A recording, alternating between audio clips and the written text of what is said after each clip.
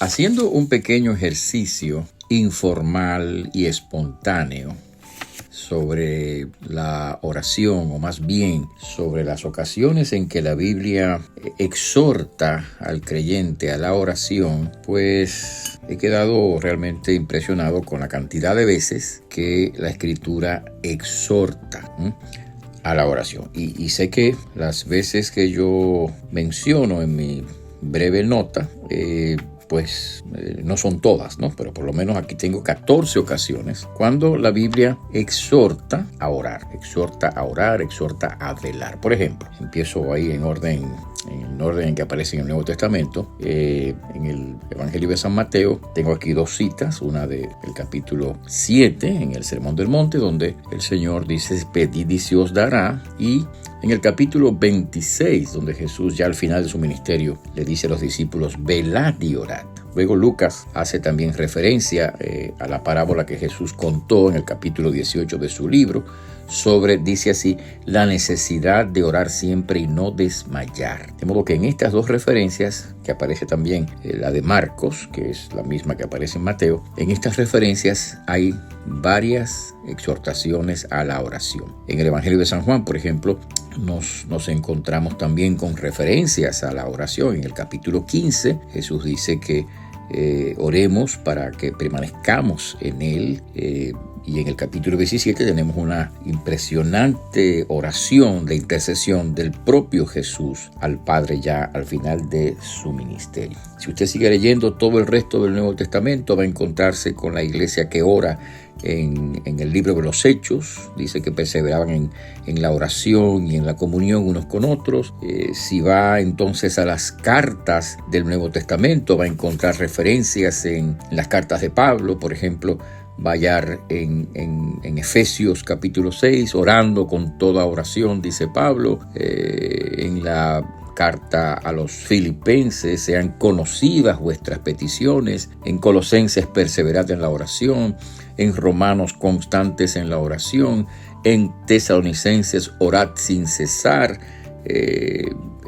Exhorta a que los hombres oren en todo lugar en la carta a Timoteo. Y en las cartas de los otros autores del Nuevo Testamento nos encontramos con la petición de Pedro en su primera carta, velad en oración. La referencia de Santiago pidiendo que la gente, si está afligida, haga oración, o la referencia de Judas, orando en el Espíritu Santo, o la referencia de Juan, si pedimos cualquier cosa conforme a su voluntad. De modo que en este ejercicio tan informal y espontáneo, sin una búsqueda exhaustiva del Nuevo Testamento, ni con una dedicación bien enfocada en el tema, sino de una manera informal y espontánea, pues uno queda impresionado por la cantidad de veces que se nos llama a la oración, a la constancia, orando constantemente, orando sin cesar, perseverando en la oración, etcétera, ¿no?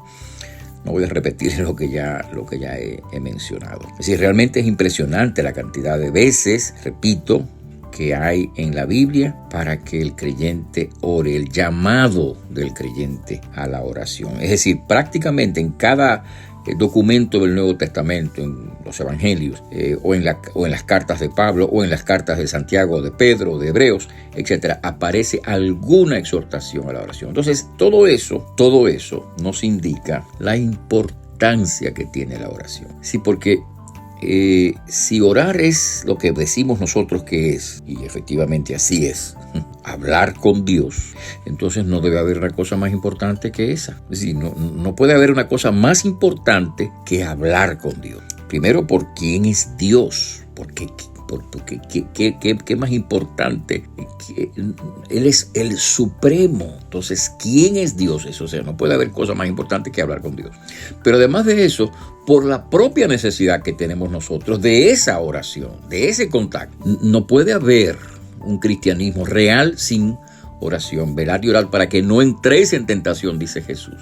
Y aparte de todo, el hecho de que Dios escucha la oración no solamente a nuestro favor, sino a favor también de los demás y a favor del reino de Dios, de la expansión del reino, de la conversión de las personas, de la edificación del cuerpo de Cristo. Si usted lee las cartas de Pablo, cada una de ellas comienzan con alguna referencia a la oración y esa referencia nos muestra la importancia que tenía en Pablo la vida de oración y la importancia que tenía la oración para edificar la iglesia, o sea, para que el Señor mantuviera a los hermanos firmes y fortalecidos. Bueno, quiero decir que esto subraya la importancia de la oración. Entonces debe ser por eso que nosotros tenemos tanta lucha para la oración, para orar.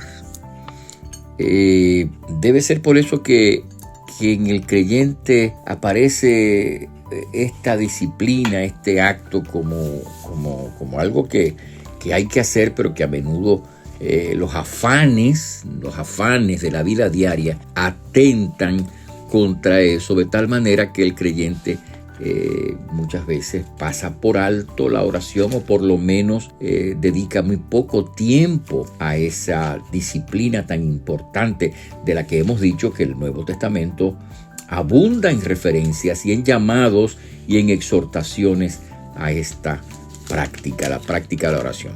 Y quiero solo hacer referencia para terminar al hecho de que en la epístola a los Efesios justamente se habla de la oración en el contexto de esa guerra espiritual, donde Pablo habla de que tenemos necesidad de estar firmes contra las acechanzas del diablo y que tenemos necesidad de ponernos la armadura de Dios. Entonces, al final del pasaje, él dice, orando en todo tiempo, con toda oración y ruego en el Espíritu, etcétera, ¿no?